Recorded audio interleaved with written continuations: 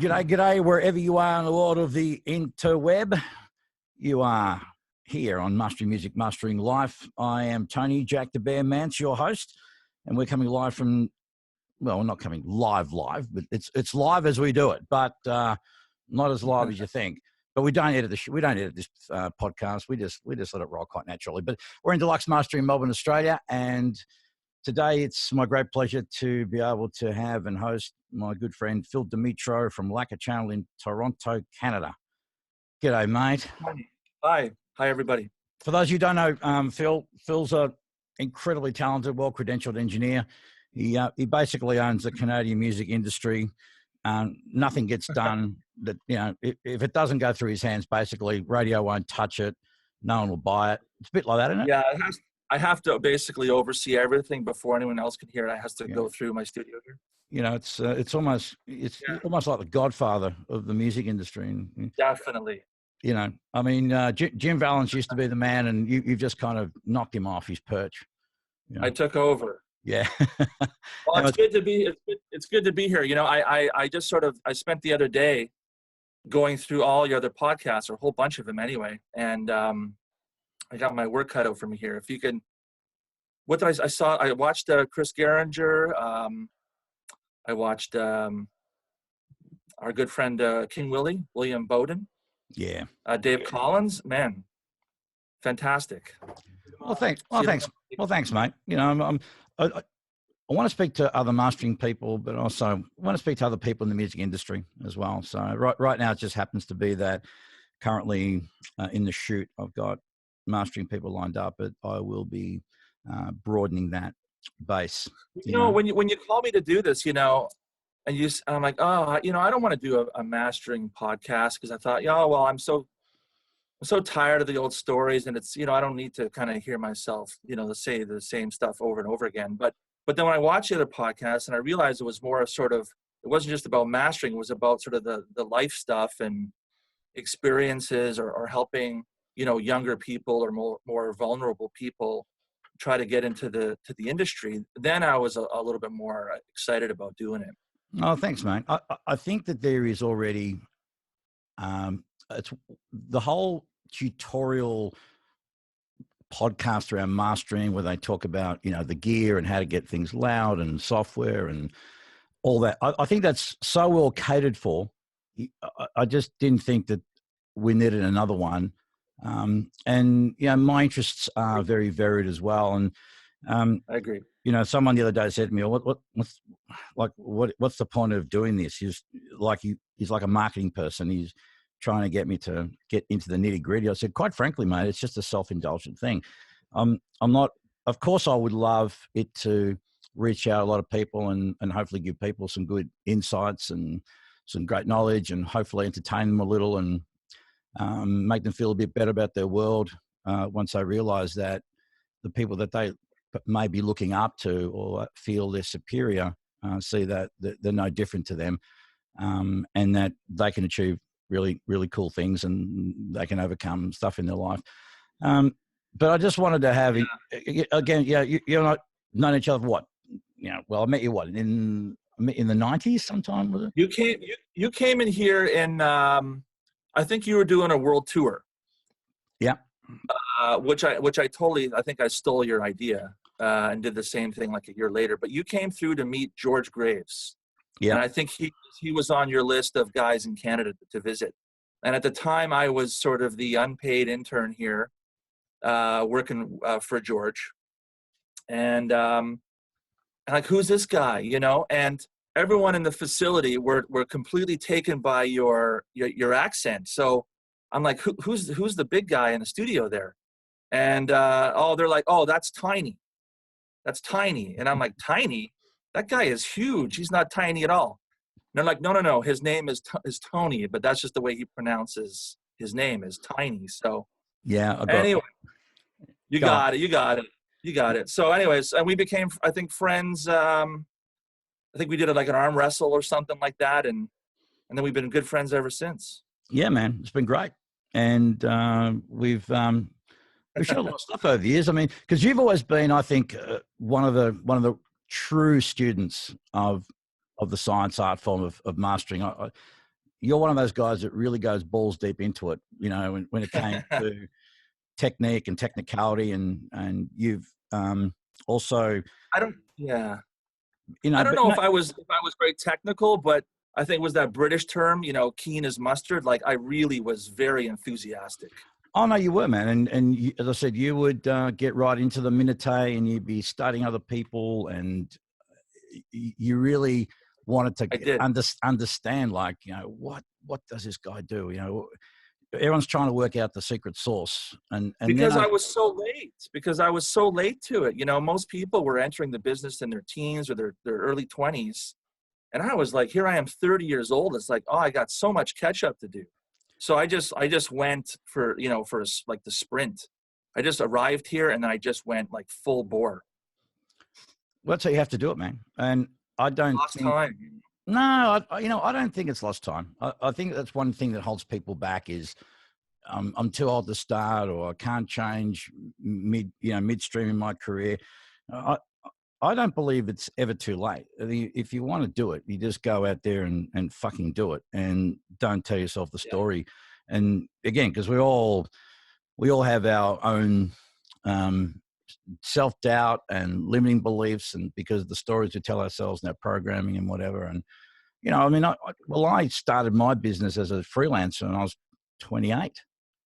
Well, you're a DJ, weren't you? As a freelancer. Yeah. I mean, yeah, I DJ, did a whole bunch of other shit, you know, and I just, as I said, I just traveled around. I traveled the world, went to lots of studios, spent time, you know, meeting my heroes, if you will. And, you know, it really astounded me just how gracious, you know, people were, you know, as a younger fellow, it almost feels intimidating to approach people, and never had an issue with anyone, man. Everyone was, No, we had the same heroes, I think, really. We visited the same people, maybe a year apart. you know, And and and all those people, and I thought, oh, there's no way. It's just, you know, that they can be that great. But they are, and they were, and they still are.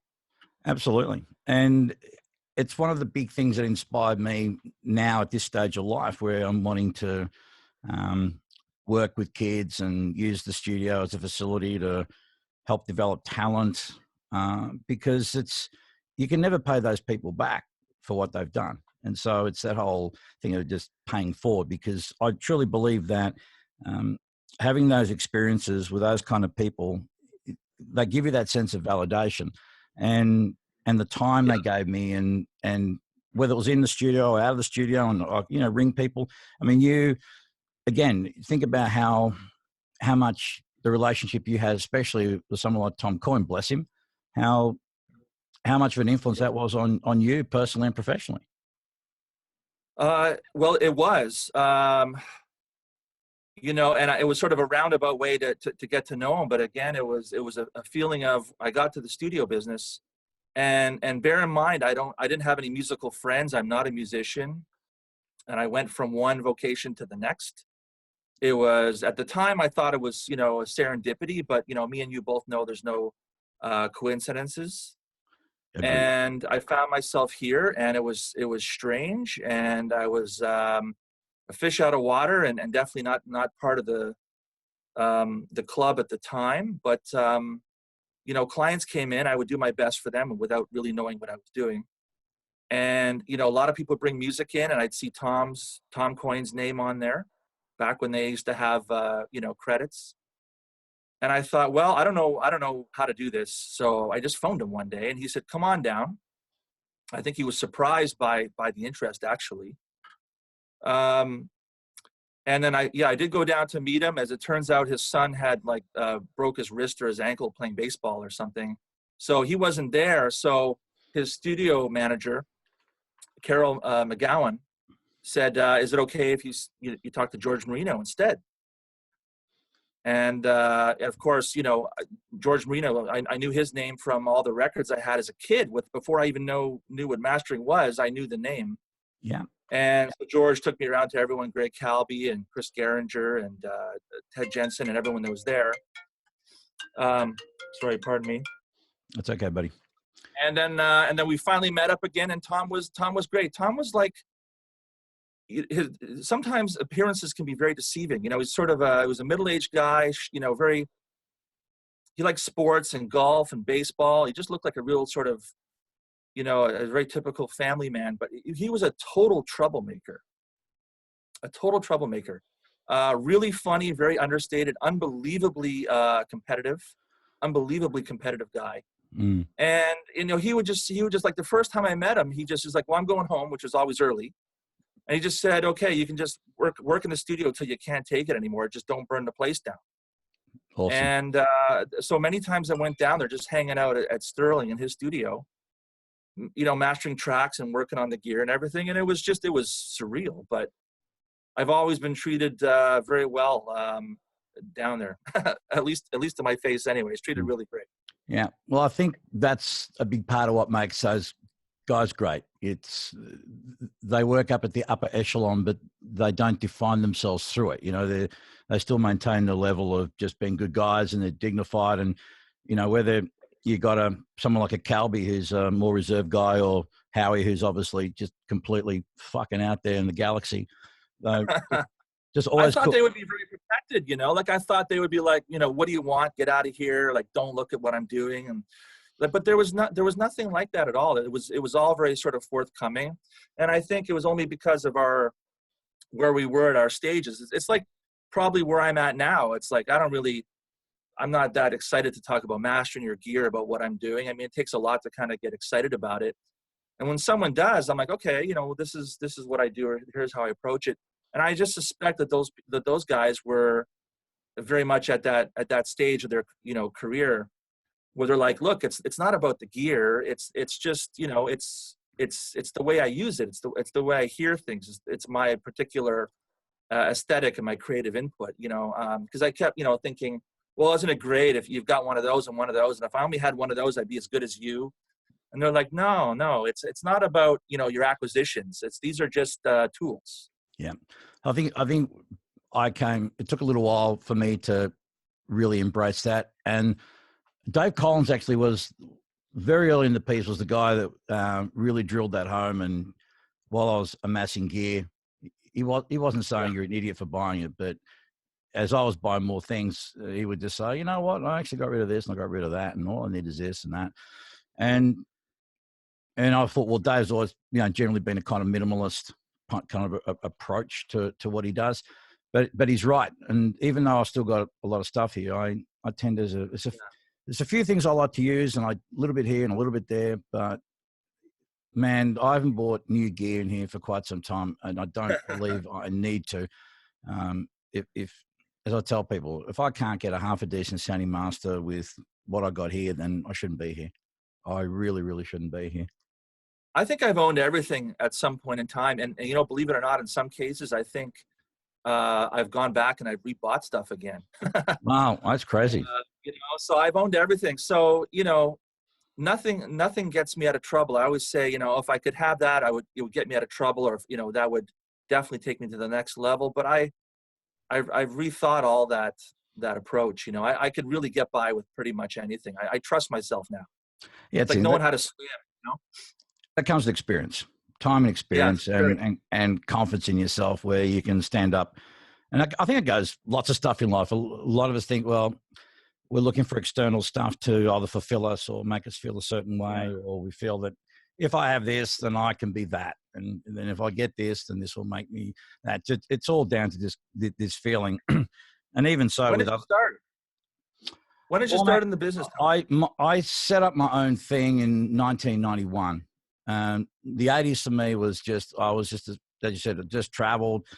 I went to a fuckload of studios, and I got to sit in on just so many sessions. And like I said, man, everyone was so welcoming and forthcoming, and I was able to cultivate some of these relationships further down the track, and could call on people and say, hey, you know, well, like when I built this room, it was really good to be able to speak to, you know, to guys like Dave Collins about, you know, things I'm doing and getting his input on stuff. And guys like Brad Blackwood was, you know, always make time for me as well. You know, Tom made some time for me. You know, Tom was always funny. Tom was always funny because he was just so flippant and so irreverent. And I still love I know we're going on a bit of tangents, but I still, I'll never forget and still love that whole parting thing where you said, tell Tony to go eat shit and die. Thought, that's fucking love right there, isn't it? It's just, I have so many personal stories with those guys, and I don't even know what I'm even able, or what's, what protocol is for sharing stories. But I'll tell you, like the first time I went down there, Tom was going to Chris Geringer to, make sure that, that I had a couple of prostitutes in my hotel waiting for me when I got back there. Like, it's just how thoughtful, total character, very thoughtful, total characters, but it was pulled together with so much precision, and like, you just didn't know when they were in character and out of character. Like, you just believed everything they said. Yeah, it was great. I got some great memories. I miss the guy. So do I. I miss him, and also miss George. I got to say, I was particularly, I was profoundly upset. I was obviously upset about when anyone dies, but George, I had I don't want to say like I had a special connection with him, but George was one of those guys who really, really went above and beyond the call. I remember there were times where, one particular time I was there and you had a client waiting, and he made his client wait, which I thought, fuck, that just completely contradicts the way, the service industry that we're meant to be in. But you know what, he was happy to sit there and listen and give me some good insights and advice and guidance and all that kind of stuff. That's why, and again, that's why I do what I want to do, man. And that's why you think about when a kid rings, and you obviously can't deal with everybody, but I can't give every kid a job, but at least I'll try and give them a day in the studio, just so at least we can have a conversation about where they're at, where they're going, offer them something so they can go away and have that, albeit brief, success moment or experience, because for the most part, they're going to get no. That's life. We're going to get rejected. We just have to have a perverse sense of enjoyment around it if we want to fucking not go crazy. But just to have that one in fucking 6 or 7 no's where they go, okay, it can do wonders. Yeah. He was, I think, there's a lot of people in the business, obviously, and everyone does great work. But, when, like, he was like the mastering engineer's mastering engineer. Oh, for sure. I think he was, I think he was. And I remember I talked to Tom, and I was a little sheepish about it. And I said, look, like, no offense, Tom, and we're friends, and I like hanging out with you, but is there any way that you could get me a session with George? And he looked at me for a minute, just kind of like he just wanted to say something terrible, kind of like, just get out of here or something, or leave now. But he just said, you know what? He said, I relate to that. He says, because there was a time when he wasn't working at Sterling, he wasn't one of the partners there, where he says, I was like a really big fan of George Marino, and I wanted to go hang out on a session and watch what he did as well. And he gave me this vinyl LP.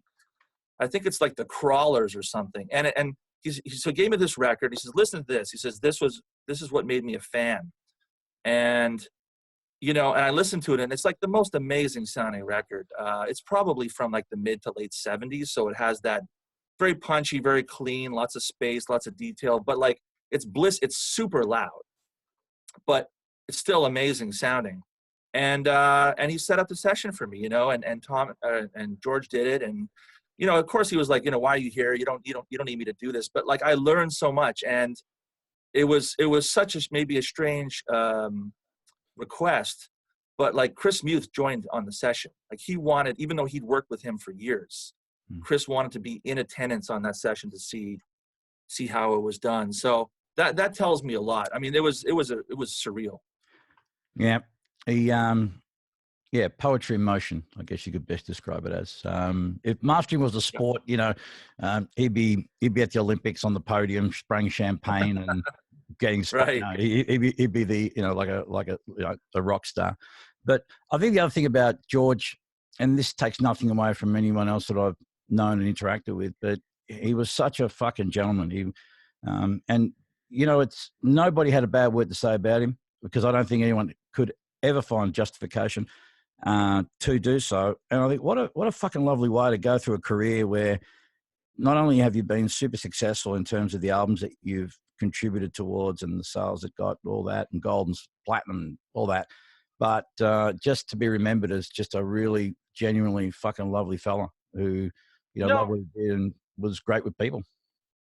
Let me ask you this, Tony. How long did it take you when you started running your sessions, doing your own thing and bringing people into the studio? How long did it take to where you were sort of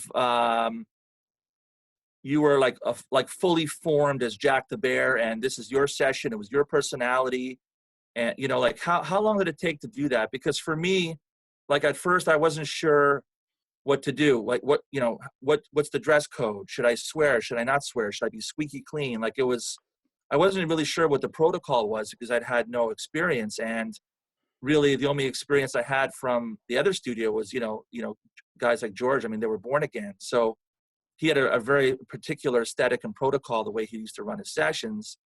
And I watched Bob Ludwig work, and I'd been to England, and I thought, okay, maybe I'll revise how I'm working and kind of polish up my session vibe a little bit. And then of course, then I went to New York, and then everything was just like off the table as far as they were concerned. Like anything went. It was just like it was raw as possible. Yeah. Well, Rick Essig was the guy who initially mentored me at Frankfurt Wayne. So right off the bat, I got immersed straight into the New York style, if you will. And as you said, it was.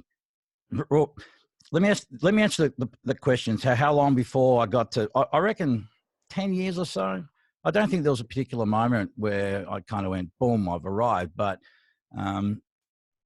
it was a slow, gradual thing. I don't know. I'm kind of guessing around 10 years. But what I learned very early and helped initially was two things. And this is what Rick taught me. And this is a very, very American kind of thing, which is just be yourself. And as you said to me, hey, 80% of this gig is bullshit, man. And I remember looking at him like, define bullshit. And what he meant was, he said, you got to be good at the hang time, buddy. If they can't hang with you, they're not going to work with you. You don't have to be the greatest engineer, but people like you, and you can hang with them, and you can do what they want. They'll be coming back. Trust me. So I think he's 100% correct. I think he's right on. He was, and everything would take care of itself. So I didn't try to be like anyone else in terms of, well, maybe I should adopt this guy's personality. I just had to be, it was like I had to be myself and find my own workflow. A lot of it was trial and error. Again, I would just talk and be interested in what others had to say, because everyone's got their own approach and way of doing things. Some things, may resonate, other things may not necessarily do so. But initially, I took a real interest, and again, like, what are you doing? How do you do this? And once I got my own confidence up, it was fine. But the other great thing learning from Rick, and I'm really glad that was drilled in, was the idea that he said, don't ever think that you're an artist, even though you're doing an artistic thing. You are a craftsman, and I think that was an accurate thing. And he said, just never ever forget. He said, you are in the people business. This is all about relationship building and fostering and nurturing. And that's, again, you had to be good, of course, and have the gear and all that sort of shit. But again, coming back to the point of, if you're not a good guy to be around, and if people don't feel that you're genuinely invested in their record, then it doesn't matter if you are the hot guy at the moment. There were 3 number ones in the last few months. If you're a cunt, people can only put up with that to a point. And then it's like, yeah, you may have the best hair in the world, but the thought of being around you is just too much for me. There's a phenomena, maybe not the right word, but there's definitely, there's something about the Canadian experience that that always has to include reinforcement or being noticed by the American market. And there's a number of clients or a number of people that I know that, when they had the money at the budget, they tried to take their album or their project down to the very biggest names in the United States. And so they were very excited because obviously, you know, they would, you know, cite their favorite records and say, this person is on my top, you know, 5 records of all time. And then, you know, they would go down or they send the track back, and I would ask them, I say, hey, you know, how'd that go? And sometimes they'd be disappointed because they say, well, we had no access to the engineer, or you know, every little change that we requested was charged at a very at the full rate. So the communication was very brief. There was no kind of bonding or like, so there was no like personalized memory from the experience of doing that. And that always sort of hit me, is that, you know, at the very least, you know, I spent a lot of my time on emails every day or talking on the phone or whatever, trying to personalize the experience, because there's fewer and fewer attended sessions these days. But nonetheless, you know, it's just, it's part of the job. You know, you really do have to kind of reach out and extend yourself. There's so much on the line with people that come in here. It's like we take it for granted, but you know, the music that they're working on, the vulnerability and the time, and just getting to this point is a huge release for people. You know, I have not experienced that, but I can relate, you know, to what it must mean. And I always try to remind myself that this is very important to them. Whether I'm into the track or not is not the point. You know, I know it's more than that. Yeah. I think one of the most commonly asked questions I get is, do you like it? Do you like it? And I think that is meta language for, do you like me? You know, people just want to be validated. And like yourself, the way I usually answer that question is, I'm not the arbiter of taste in this scenario. My job is to make your record sound good, and good, inverted commas, for me, I define as a mix that's at a standard that I can work on to a level or point where I feel in my heart of hearts, I can give value to the client. And that's a fairly clear line. You know, and again, I got to thank you guys for this concept from many, many years ago, where you guys did that pep talk where you know, sitting with a client, listening to what they were doing. It made a lot of sense, man, because especially it was just to clarify, the PEP was the project evaluation program, and people would bring in their mixes. So before we sat down and got working and like, oh, you got so many problems with your mix here, we would do that initial startup consultation just to make sure that it was ready to go. Yeah. And we didn't charge for the time. We didn't charge for the time. No, it made a lot of sense. So I adopted that. And so when I got my own little shingle going on, I did the same thing. And back then, particularly when it was the beginning of more of the project studios, and it was becoming more, it was starting to sort of resemble the cottage industry. There were a lot of engineers who had bought gear that was relatively affordable back then and accessible, but they still didn't quite have the years and experience to know what they were doing, because their rooms were humble, shall we say. So to have an opportunity to come in, have a listen, open a dialogue, build a relationship, as you know, as I said, well, look, if we do the due diligence now, first off, we're going to be able to help you get your mix to, you know, that optimum stage, which then means I can do more by doing less, giving you a better sounding record, but also you're learning more about your room, and next time you know, oh, okay, well, I've got a node at this frequency, or I've got to be mindful of my top, whatever. And that helps them to make better mixes for the next time. And so as you move on, you evolve and you improve, and you can make some great progress that way. Do you still get as many requests for that as you used to? Let's say, you know, 5 or 10 years ago. Oh, look, we do that here. As if we have not worked with a particular client or worked with a particular studio or what have you, we always we invite them to let us do that. You know, we just like, hey, listen, how about we check it out and have a listen and see how it behaves, and if we have anything constructive to bring, then we will. If not, that's fine. But and especially if it's going to be attended, because there's nothing worse, man, than having a session where people, you're ready, everyone's excited, they want to get this thing done, and then it gets let down at the final fucking hurdle because, you know, half the mixers aren't working well, or the whole thing's a debacle, and it becomes disjointed. you want the experience to be smooth. So again, that's that prevention being better than cure. So we get people requesting, but we offer it anyhow, and it's really quite interesting when we do. How many times people say, "Oh, I'm glad you said that. That's so cool because man, I'm fucking mixing in headphones, or I'm not really sure about that. Would be awesome. That would be awesome." And people value that, man. And of course you do it for free because again, it's part of the service that you give people, and it's one way you generally show that you're giving a shit and fuck about them, about what you do. The care factor's high. And when people are feeling that, they're more than likely to want to come. And look, you know what? Even sometimes they don't come back. That's fine too, man, because they walk away That's with life. something. That's life. But you're still done something good. Okay. So you still are creating goodwill, I believe. Yeah.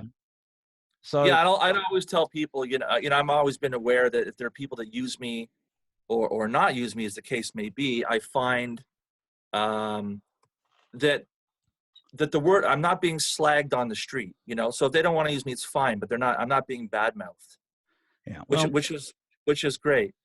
For the PEP thing, I don't get as many. If I get calls for that, it tends to be, believe it or not, from an older demographic. I find the next generation on to be less interested in that. They have a higher degree of confidence, I feel, where they feel like they don't necessarily need to get my feedback because maybe they can look it up or something. Like there's just more resources online. So they tend to be a little bit more sort of, they're better at getting information very quickly for themselves, as opposed to, maybe relying on others to help them get it. So I'm finding that with the younger crowd. Right. Okay. I can see I don't what know if you are.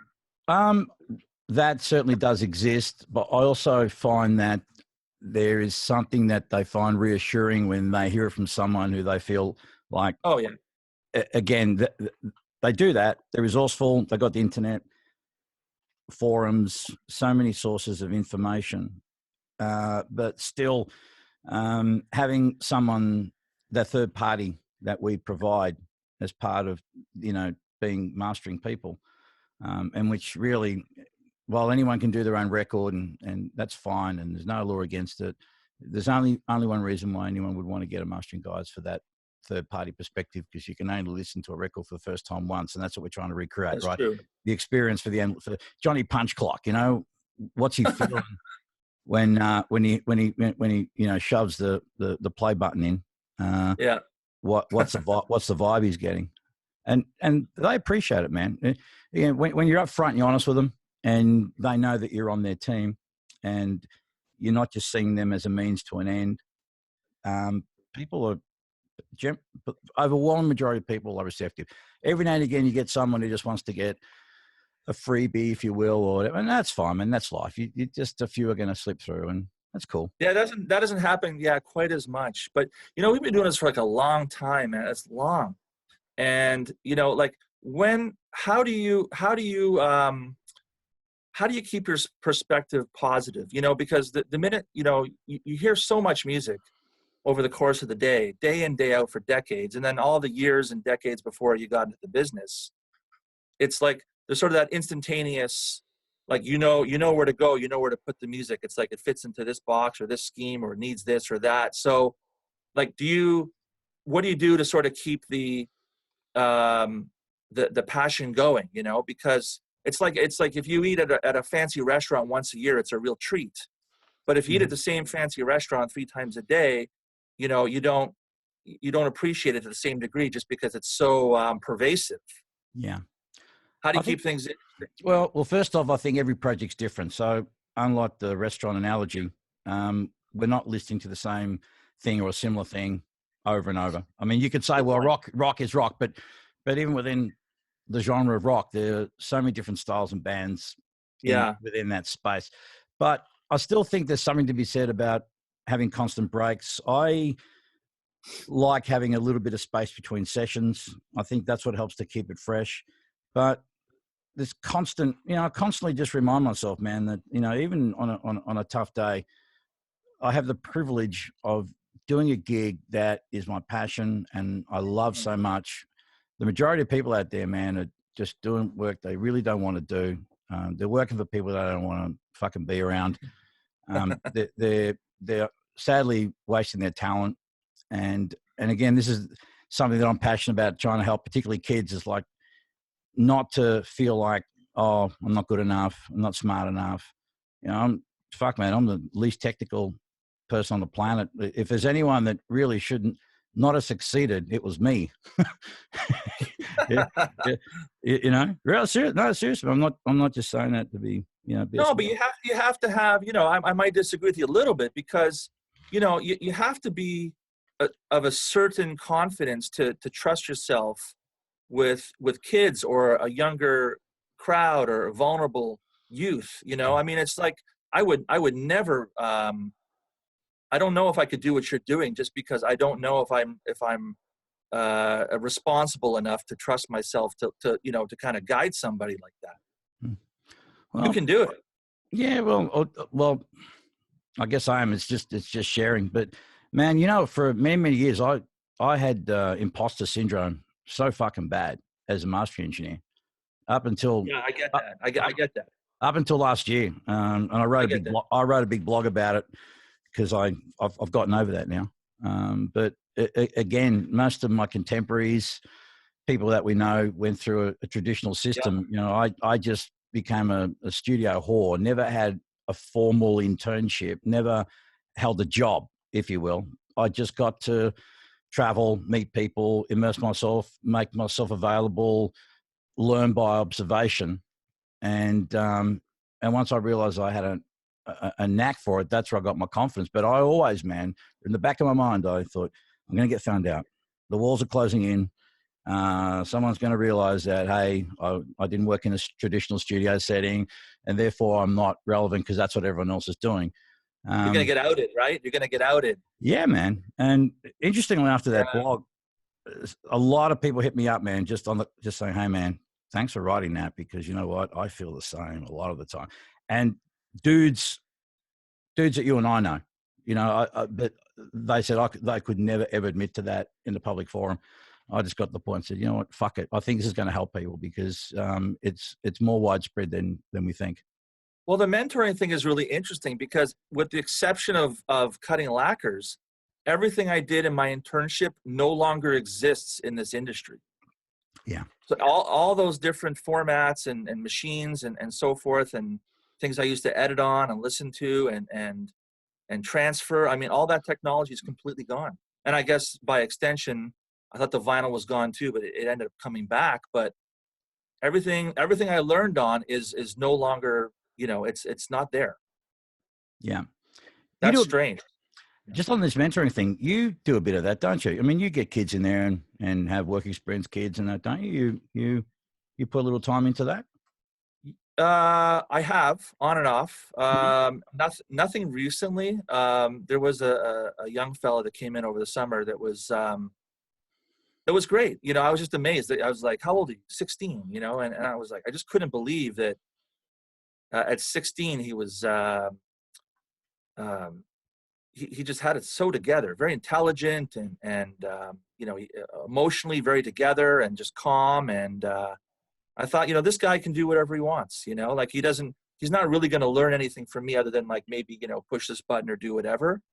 But you know, at 16, I'm like, I got nothing to tell you, because he was just so much further along than where I was at his age. That's for sure.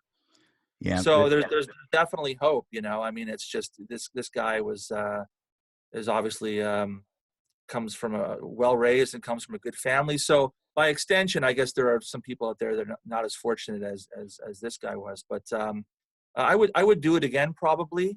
I don't specifically have a program where I would say, okay, here's what we're going to do. Phase 1, phase 2, phase 3. It's just, if someone's really interested and they have specific questions, I'll spend the time, because spending time is very easy. I mean, I'm just, you know, it's like being house arrest in here. I mean, I'm just in this building all day and I get to go home, but I'm stuck here. Yeah. So, you know, come on in. If you want to hang out, that's totally fine. I'm good with it. Yeah, man. You're right. The kids today are very savvy. They're very, you know, they've been brought up in the world of the internet and a lot of tech around them. And so that's part of their world that is a given. and you know the tools are there. It's a very different world, and it's a different breed that we're talking about. It is, you know, I'll do guest talks sometimes at the music school I went to back in '95. And, you know, I'll go back and they'll ask questions. It used to be just sort of very much like a rah-rah, you know, self-congratulatory, you know, like welcome back our alumni, and, you know, and we just tell stories.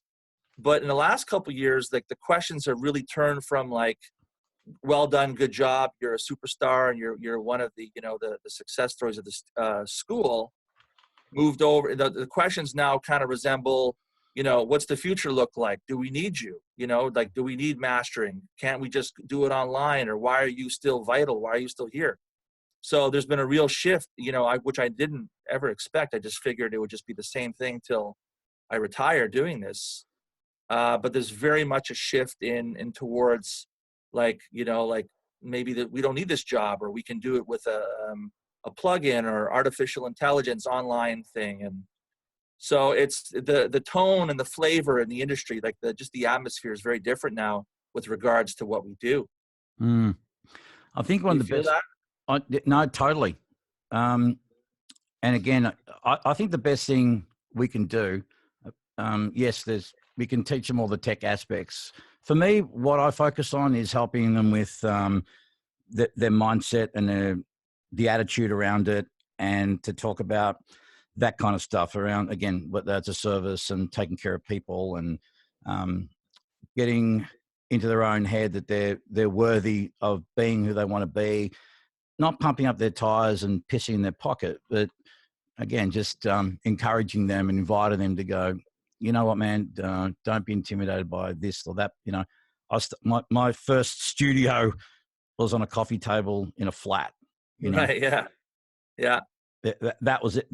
That was it, and it grew from there. And I had no money, and I had no resources, and you Right. don't. Money's important, but I think it's more important to be resourceful, and you know, because I managed to get my first rig without putting $1 down. It was just coming up to an arrangement with the guy that was bringing what was DigiDesign stuff back in the day. Yeah. But with kids, I think it's more about how can you help them with all that mental psychological stuff, so that they're feeling good within themselves. You help them with their self-belief. You share your story and let them know that, you know, you may think I'm this and that, or someone else is this and that, but you know, they're human. You got to go through it though, you know, like you got to go through it. Like I'm 50 now, and you know, like I don't want to be 40 or 30 or 20. Like I do not want to go back to any of those ages, because I remember exactly, you know, what each decade brought along. And you know, so you can't hurdle these things. Like if you're 19 or you're 29 or whatever age you're going to be, you have to be 19 or you have to be 29. Like you can get advice and stuff, but like you really, I think the whole purpose is you got to experience it. You got to go through it to get to 30 to 40 to 50 to and beyond. But like, you know, I don't know, is any amount of advice to someone who's really feeling intimidated or not worthy. I mean, it's just something they have to, like, they have work to do, right? They have self-work, don't you think? Oh, without question. And until they get that down and they have a good fundamental base, then the other stuff becomes a lot harder. It's always going to become a lot harder. And one thing I've done with, you know, the guys who have come through here and are working out of here is that's the things we work on, because the talent aspect of it is just a matter of repetition.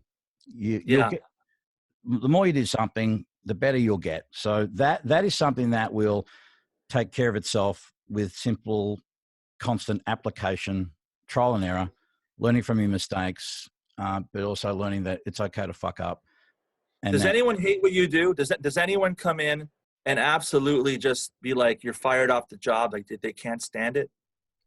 In what way? What do you mean? On a mastering gig? Well, I mean, you know, I think to myself, it's okay. Well, you know, because I'm thinking about us doing the podcast, and then I'm reflecting and, you know, over the career a little bit. And, you know, I think at this point, it's probably safe to say that I don't botch things up, you know, like it might need a little more bass or a little more treble, but it's not like I didn't wreck it, you know? Yeah, I You don't, know, but once a year, someone will come in where they absolutely, there's just no, just not gelling. You know, it's like doesn't like it. I don't think I've had that where just, you know, there's no doubt there's been a few times where I think the last time something like that happened to me, it was with this electronic music producer, and I did 3 revisions, and it was becoming so much for ball ache. And I said, listen, dude, you know what? I can see that you're still not happy. I think this guy's expectations of what I could do, Yeah. and and he was a little not as cooperative as I would have liked in terms of what he was providing. He just insisted that what he did was great. So so after the 3rd time, I said, you know, dude, I really don't want us to have bad relations. And even though I spent all this time, I said, look, if you're not happy, I'll give you money back. And so I've done that before. But I've had, mate, shit. This is Mastering Confessions with Tony Mans. I've done masters where I've over the QC, something slipped, a click came on, off it went to the factory, and boom, all these. Oh yeah, that's happened. Been there. I think that's happened 3 times. Yeah. And it's regrettable, but I don't think there's any engineer, if they're really honest, is not going to be able to tell you that they've had some fuck ups. It's the thing. As long as you learn from them and you move on and make some different fuck ups. Yeah. I've heard a bunch. I can't share them, but the biggest names have the exact same problems. Stuff gets out the door and it's missed. Yeah, and it's unfortunate, and you don't want it to happen, but it does. And it doesn't mean that something else may not happen. And sometimes it may not be your fault. It just could be the fact that, again, we had a guy come in here, maybe a year ago, and he had tremendous anxiety. He was sitting in the room, and I'm thinking, shit, man, I need to give this guy a bucket of Xanax because he's peaking fucking hard. Yeah. And I could sense that. And because he was just not sold on the idea. And of course, look, why don't you let me show you what we can do, da-da-da. And you're under no obligation, man. You could walk out the door, no big deal. Yeah. And he didn't even hang around for that. But I could just sense, man, this guy from the get-go, he wasn't ready. He just, for whatever reason. There's one time when a mess up actually probably helped someone's career, and I believe that was when Bob Ludwig cut the first pressing of Led Zeppelin 2. That was when a mess up or basically going too far or whatever caused such a problem that they had to recall all these records. But the legend grew because of this record supposedly, which is unplayable on a lot of systems, sounded unbelievably good. Right. So there was a mess up which actually helped his career. It almost becomes folklore. Well, it is folklore because now you can find copies of that for sale. There's like thousands of dollars for this ultra rare pressing of Zeppelin 2, which sounds better than any version that's ever come out since. And it's like a 50-year-old album. Wow. And but at the time, it was considered a major mess up. I mean, it was record labels, executives yelling, and the band was yelling, and there was returns at the point of sale. I mean, it was really stressful and bad at the time, but it ended up becoming like one of those legendary tales. Yeah, absolutely. There's no worse feeling, but it's going to happen, and it's probably going to happen. More than likely, it will happen in the early stages. And I got to tell Tom, my boy here, shit's going to happen, man. But you know what? It's pointless getting upset and saying, get out the fucking door, because then we're going to find someone else. And but then it's a matter of like, if you knowing that's going to happen, it's happened to you. You just can't kick someone out the door. They learn their lesson, they move on, because man, it takes time and money to find people. Not now. Of course, everybody is not indispensable, but having said that, once you've got a good horse in your stable, just because it's shat somewhere it wasn't meant to, you know what I mean? Clean up and move on, and keep on fucking riding. Well said. As it were. Oh, look! Oh, there's your tattoos. When did you do the body painting there? What led to that? I don't have any tattoos, so I'm fascinated.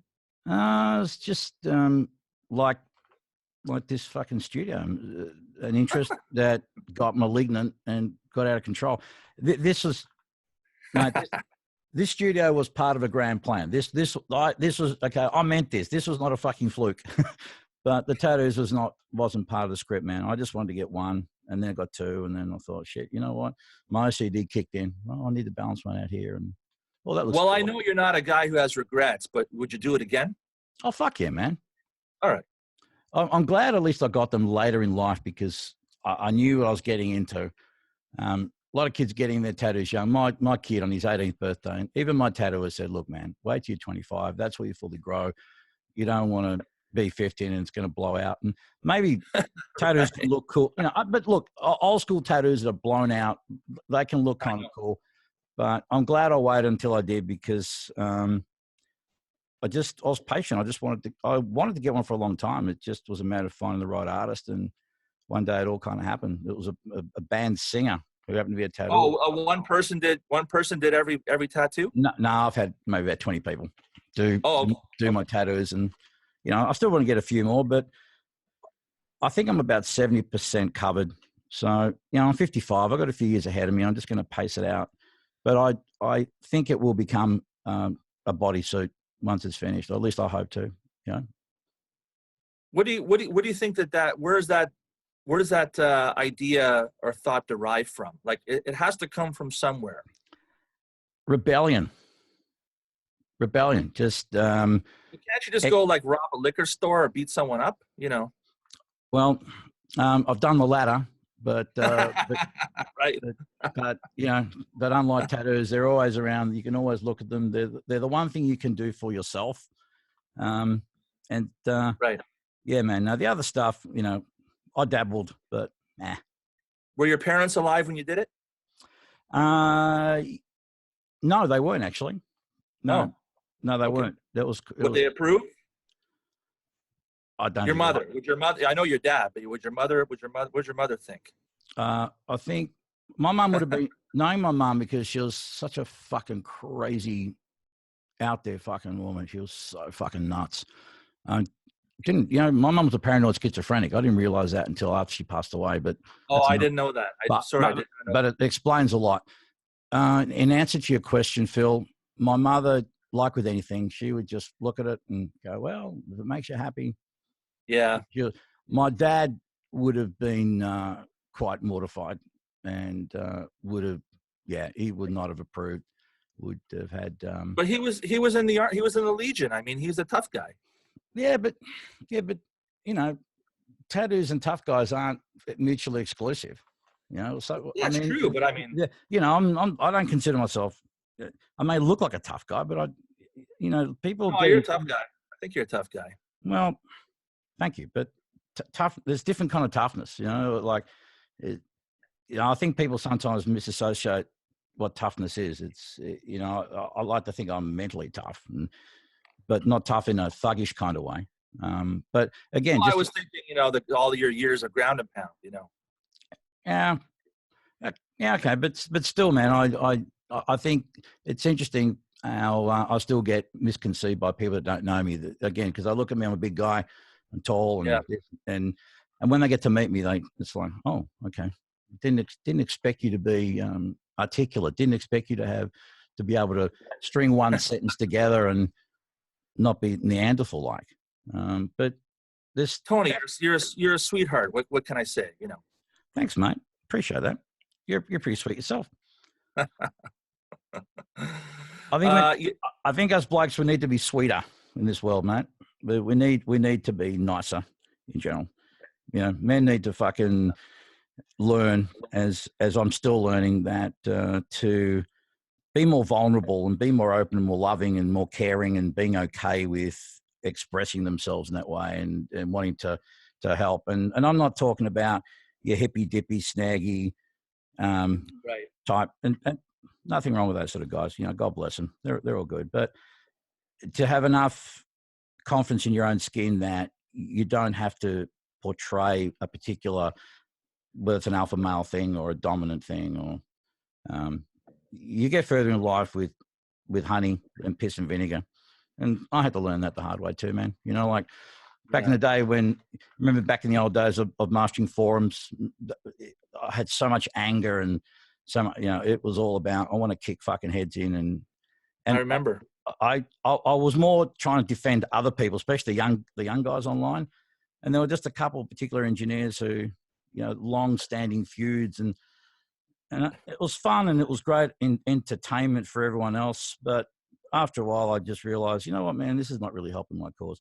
It's if I keep going down this path, it's not because about worrying about hurting the branding or anything like that. It's like when you're looking back on that, you know, you're going to be proud of that? Is it going to leave much of a legacy behind? And is it constructive? Because I was trying to be constructive one way, but the other way I was, you know, trying to be nice and help and contribute. And the other side of me was like, okay, if anyone's out there talking smack against kids, I'm going to jump in on them. It didn't help my cause, man. So I had to pull out of all that. And I haven't been on a mastering forum for fucking yonks. Although I know guys like Dave Collins moderate good quality forums, and you know with Terry Manning and so there's not a lot of noise going on there, and they wouldn't tolerate. But I still think that I just don't feel like I only just contribute on the Facebook worldwide forum, and even then it's not even about, hey, fucking use this plugin or whatever. It's just again, it's around mindset stuff, man. Just it's challenging, whether it's a mastering forum or Facebook or whatever. As you know, it's just the sheer amount of mudslinging and finger pointing and chest thumping. It's, you know, it's I don't always have the appetite for it, you know, and less so, you know, in the last few years. Yeah, I agree. I've no time and interest for it these days. It's more being more measured and considered in what I'm putting out there, and then asking myself, well, why am I doing this? Like, what's the actual purpose of this? And being honest enough with myself about that. And if it's not for me now, but if it isn't positive or encouraging or actually got some meaning to it, then I'll just shut the fuck up now. And where do you see yourself in the next 10 years? You know what? I don't think that far ahead these days, man. I'm learning to become more appreciative of where I am now, and while I have optimism for the future, but I'll play along with you, man, just for shits and giggles. Play along, because that's the right answer. Yeah, but I'm just curious. You know, if you had the Tony Mann's crystal ball. No, 10 years from now, man, I'd love to be traveling, speaking, workshopping, again, doing what I'm doing now, man. I'm living the fucking dream. I'm so fortunate. I get to do not one but two things that I love.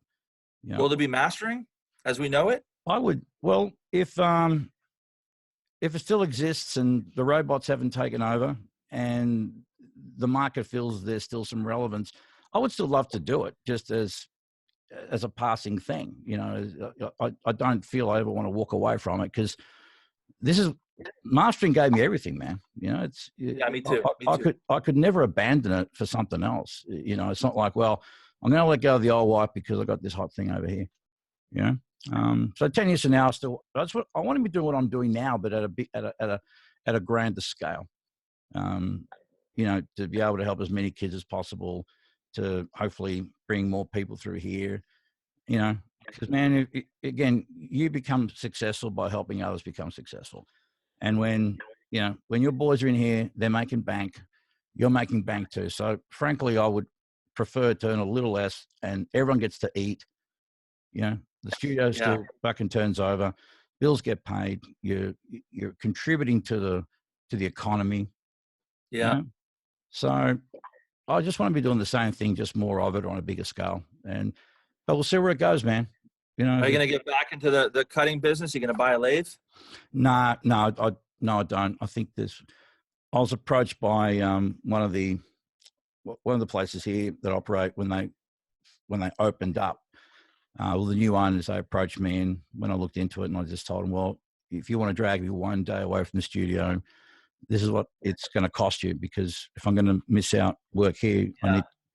And they weren't prepared to do that, and that's fine. I can understand that. But Yeah. no, I have no interest in getting back into it.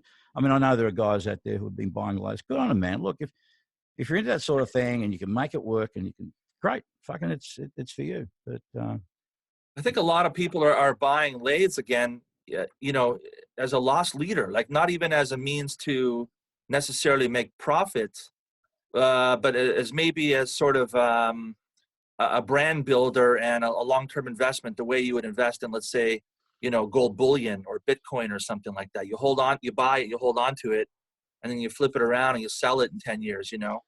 Yep. And there may be some of that going on too. And I'm sure there are guys out there who feel that it's a good business move because while they're cutting masters for, you know, digital and, well, Yeah. whatever other fucking format you're delivering to now, it's just an added adjunct to what you offer, and you can provide it in-house. And, you know, hey, if you can make it work, why not?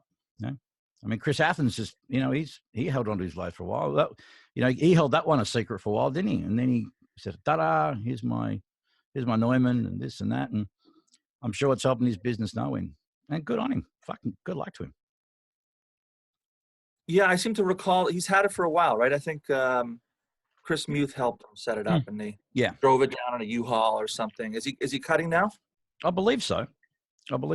Well, he announced it a while back on the socials and said, "Hey guys, you know, this has been a work in progress for 2 years."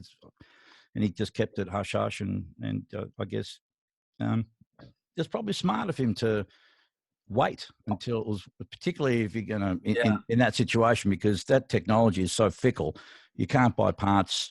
It's, you know, you just can't get things over the counter anymore because they've stopped manufacturing them. Neumann, whenever it was, you know, it's like if you were to buy a 1927 Silver Shadow Rolls Royce. Yeah.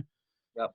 If you're going to put it up for sale or on display, you want to make sure that everything's working fucking well and you've been thorough with it. And if it took Chris 2 years to get that point, I think it was a good move, man, because that's pretty good. 2 years is not actually that bad to kind of get it up and going. You know, it just means that I think people are going to have that confidence knowing that if they're going to get a Lacquer cut by him, it's not only is it going to be fucking awesome because he's a great engineer, but there's going to be it's going to be more than likely it'll be more reliable than what other places are like, and because some places are just fucking diabolical, and, you know, turnaround time frightening. Yeah, I think it's like anything else. You know, the minute the market, you know, senses there's profit to be made or money to be made, everyone just rushes towards that end. But you don't necessarily get people who are able to do the job, or they don't know what it entails, and they're kind of learning on the job.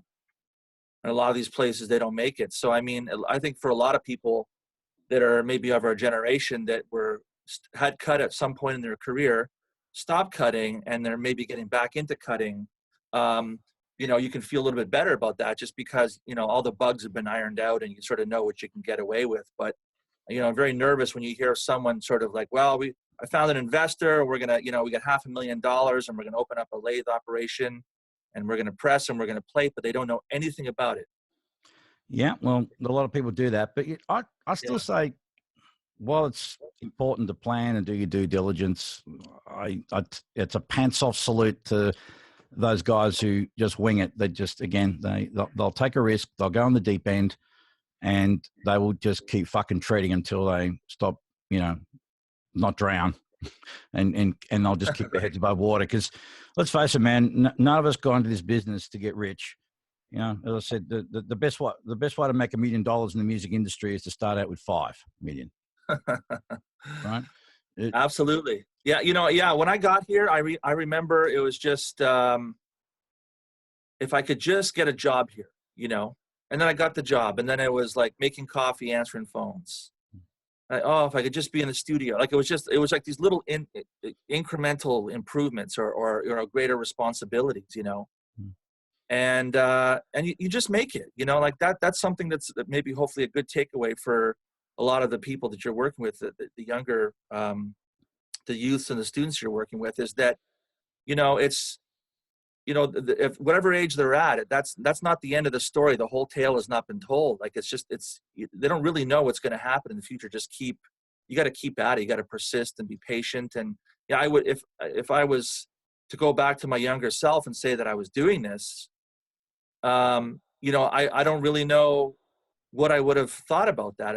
I would be like, you know, possibly like, no, I don't think that's possible. Like it, you know, there's no way I could get to where I'm at and have all these things. But time's a funny thing, man. You know, it just, things get sort of show up your way, whether it's destiny or accident or whatever. But you know, if you really want to do something, if you stick with it, you're gonna make it. You're gonna make it. Yeah. Well, again, I think also it's important how we reframe making it and success. Is making it for people, it's a certain destination, and it's always about, well, I'll make it once I get to there. And then you get to there, it's like, okay, Right. well, that's cool. Then what? It's I really like this metaphor that my one of my previous mentors said to me, and it's a beautiful and very elegant metaphor where he talked about the curse of the white rabbit. The white rabbit being the metaphor for the things you're chasing that you want. Right. Whether it's fame, gold records, groupies, acceptance, validation, whatever it is. Yeah. It's something external of you that you're constantly chasing. And you know, when greyhounds run on the track, they never ever catch the rabbit. Right. And they don't because it's set up that way. And life is no different. Not that life is a conspiracy to fuck you in the ass. It's people are always chasing, never satisfied, no matter how much they have or what they get.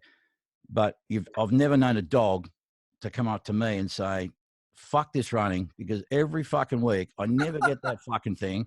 This is shit. It's too fucking hard. I'm fucking over it. I'm cashing my chips in. Those dogs are fucking happy because they're running, because that's what they're born to do. That's what, you know, and they just love the pursuit, you know?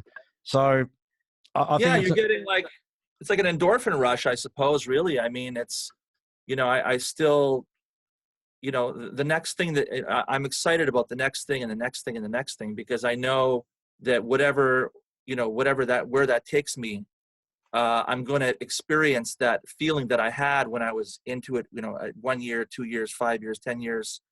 You know, I know what that feeling is. And it's like, that's something that I'm always looking to recreate, because it's such a fantastic rush, you know. Oh yeah, man. We're I'm not chasing the rabbit, but you know. Well, I don't think it's a matter of, I think having goals is good and chasing after something, but it not to feel like it's the be all and end all, and that you attribute your self-worth to it. You know, Right. I mean, I know engineers who would say, look, well, they still haven't got a gold or a platinum record, and they feel this inadequacy or that they're not good enough. Right. But I said, hey, people are coming in and booking you, man. They're happy that they like what you do. It's great having, you know, like I got a very feeble and humble lot out there, and those things are cool. And I think people will look at that and it gives them a little bit of confidence. But what gives people more confidence is how they feel you're dealing with them and all that kind of stuff. And that isn't what defines you anyway. That awards and everything are great. They have merit. I'm not one who gets cynical and goes, oh, fuck this and trivialize it and downplay it. There's nothing wrong with having those awards, but they're not the be all and end all. And no matter how much gold and platinum you have, if you're into it, you'll be striving just to keep doing the job because you just love doing it. You just love coming in and doing it, man. And that's the key. And so long as you're reminding yourself that, you know, being grateful for doing what you do, and what a fucking, it's a privilege, man. It's, without saying corny, but it is a privilege. To get to do what you love, to guys like you and myself and others like us, we're in the minority of the mainstream, you know, of doing what we generally love, because if there was no money and I didn't have to worry about bills, and so what would I do tomorrow? I'd be here, I'd be wanting to do a talk, or I'd be wanting to do a mentoring thing, or that's what I would do. Even if I didn't have to worry about money and lived in a world where that was not an issue, where all my bills are taken care of, there's no stress, you know, that to me is it. So just remind yourself, man, that, you know, that how fortunate you are and doing what you're doing. And Well, it just seems so unbelievable, you know, that I'm here, because just it seemed like the circumstances to get here were just so incredibly slim and unusual and atypical that it just seems like it was meant to be. So, I mean, I feel very, very lucky. Privilege is maybe not the word that comes to mind, because I never felt that way. I felt as if something like it was like an intervention. Like I was kind of crashing, you know, out in my previous life and what I was doing. I wasn't happy doing it. And then this opportunity or this thing came out of nowhere, and it led to a meeting, and then it led to an internship, and where I never left, you know, and it just felt natural. Like it was just sort of, no, this is your path. This is what you're going to do, you know? And I used to worry about things. I used to worry about everything, And then I stopped I learned how to stop worrying. How did you do that? I don't know how I did that. You know, obviously I would look at patterns. I would look at, you know, my day to day. Well, are things really changing? You know, or, you know, like is there consistency in my life? I was just sort of, you know, without, you know, looking at statistics, but just looking at, you know, the patterns and the direction of the years I've been alive. I just say, okay, well, who am I? What I've been doing? How do I do things? How well do I do it? Am I consistent? You know, am I loyal? Do I keep, do I sustain what I'm doing? Do I try to improve things? Am I a perfectionist? And I think just a question of like, you know, I don't believe I'm like a prodigy or I'm a natural. I just believe that I'm persistent, I'm a hard worker, and I have drive because I want to be better. So I knew at that point in time that as long as I had the desire to get better and make it better and be better, that it would be that I would be here. Yeah. So I thought, okay, there's no point worrying because I know that my motivations are sound in that regard. Yeah. Worrying got me nowhere. Like I was just worrying about things that hadn't happened. Yeah. I think, and if things do happen, so what? Like I can deal with it. Like, you know, like I said earlier, like if all my stuff burnt to the ground, then I would just pick up and I would, you know, it would suck, but I would just get right back to it. there's no doubt about it, mate. You are because it's been a while that it's been a long time between drinks for us. And I've definitely noticed you're a much calmer individual these days. Well, I don't know. Maybe I'm just, you know. I'm not saying I'm not saying you're all fucking Zen and fucking Buddhist monk fucking styling. Definitely you're just more laid back, and you seem just calmer and more in content. I'm sure, like all of us, you got your moments, but there's definitely a different vibe about you, bro. 100%. Oh, well, I'll tell you, you know, you go through some stuff, man. And I think just like you went through some things, and, you know, changes happen, and it's just like, okay, you just got to sort it out. And I just, you know, I'm just trying to like, it's very hard to articulate the feeling, but, you know, like you have to make a decision at some point in your life if you want to carry on the way things are going. Like, are things working or are things not working? You know, how's my health? How's my mindset? You know, there's certain things that are always going to be beyond my control, but ultimately, you know, change is good, and improving is good. I want to be around for a long time. So the only way to do that is to really kind of try to hold it together. Yeah. You know, it falls apart from time to time, but, you know, that's all right. Yeah, that's true. That's all part of the cycle. And usually you need the benefit of hindsight. I got a PhD in that, by the way. Well, you know, you know, like maybe, you know, you know, I know you had did some psychedelics. I have too. I mean, I did some hypnosis for a while, had some strange experiences, and it completely like rearranged the way I saw myself in relation to, you know, the big picture. What psychedelics did you do? I don't think the psychedelics necessarily maybe contributed to where I am at this particular moment, but, you know, I did, maybe with the exception of ayahuasca and DMT, I did probably the same things you did. Okay. And a lot of it. Well, I can highly recommend that if you feel the calling. It's not for everybody. I've been invited to an ayahuasca thing, so maybe we'll see. I'd recommend that you give it a crack, my friend. Like I said, it's not for everybody, but I think you're somebody that would appreciate it. Well, I mean, I already know that the tomatoes are talking to me. I mean, that's okay, you know. Like I know that. So yeah. I'm open-minded in that regard, but I guess I just want to see. Yeah, well, I'm due to go on a journey next year. I'm feeling it, man. Do you have to leave the country for that, or can you do it locally? No, man. There are places that do it here. Obviously it's all monitored. They monitor it for you. There's someone there. Oh yeah, well yeah. There are people here who are trained, I guess, in the shamanic practice and monitor and keep you safe and all that kind of stuff. I think it's important. I think it's important that you come to this stuff with an intention. You got to have a clear intention and a good preparation, and be prepared. I think, especially DMT, because I've had a few goes at that, and even with an intention, you don't always get what you're expecting, because you may have an intent. Oh, tell me this, or give me some insights here, and then the plant will say, "Oh, you know what? No, you're not ready for that. You need to work on this. Right. You need to be aware of this, and go away, do some work there, and then maybe later we'll get to that." So it's important not to have expectation around it either, man. Do you have any helpers? What helpers in what respect? Well, people, things that are assigned to you that are here to help you with your life.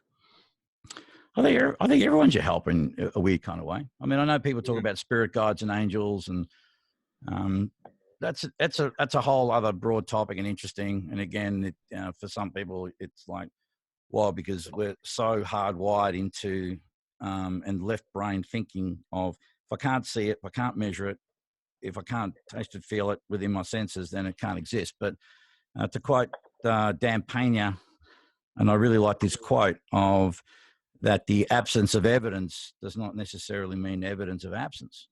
Yeah. And it's important that we keep an open mind to things, because it's so easy just to sort of dismiss, that's fucking bullshit. What do you mean? Because throughout history, people came along and said certain things, and they were dismissed and ridiculed, for many, many years. And then eventually, science validates it. And then people go, oh, wow, and they become, but helpers, I think everyone helps you in one way or another. It's that whole thing of everyone's your teacher, even people that rub you up the wrong way. Oh, especially so. Because that's going to bring up stuff that you need to work on, whether it's your patience or how you process something. And so, when people say, "Why does this always fucking happen?" It's like, well, because you didn't get the lesson, and then you get I'm the classic learning the hard way, man. It just takes me a long time to fucking get to where I need to go, but slowly but surely I'm getting there, man. Whatever getting there means. Well, I think you've arrived, man. I think, just seeing your studio there and doing the podcast and having this chat after what seems like so many years. I mean, it's like, you're absolutely where you need to be. I think where you should be. Well, and I think there's truth in that with all of us, even if it's not a good position, it's where we need to be. Yeah, I agree with that. Even if it's not good, because that's where you need to do your homework, do the study, do whatever. Yeah, we all got our work. And that's okay. That's okay. And just reminding kids, this is where you need to be. You're in a good place.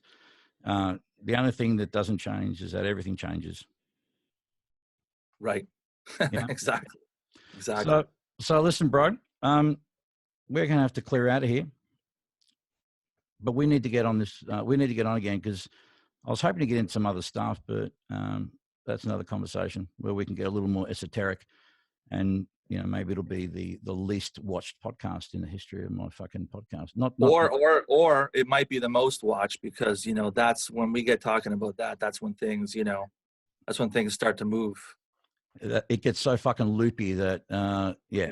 Yeah. Yeah, man, I'm down. We'll do that another time. But Sure. but before we go, man, is there anything you want to tell anyone? Anything that you want to pass on to someone who is on the outside with their nose pressed up against the glass, looking in, hoping to be doing something, or who's new, trying to make a fist of it? Are there any things that you'd want to just share with them, or let them know, or things that take away as they Well, move on? I like to say, first of all, whoever's watching, thank you for watching. Thank you. If any of my friends are watching, thank you for watching and making it through this far.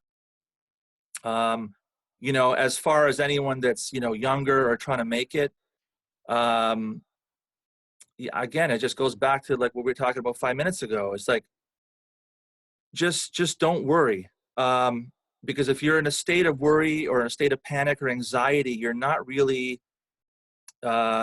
mentally maybe in a position to recognize when good things are coming your way, because you're just so wrapped up in fear and doubt and uncertainty and things like that. So it's very important to have if you can, strive for a healthy mind and a healthy outlook, because this way you're able to sort of see things a little bit more clearly.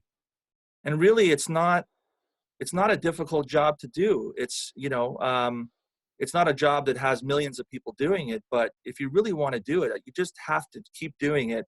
And I always find that if you can, I think with anything, alliances are very important. If you can find yourself somebody or a studio or whatever, some sort of affiliation that has more breadth and experience and resources than you have, then I would definitely suggest avail yourself to them in any way possible.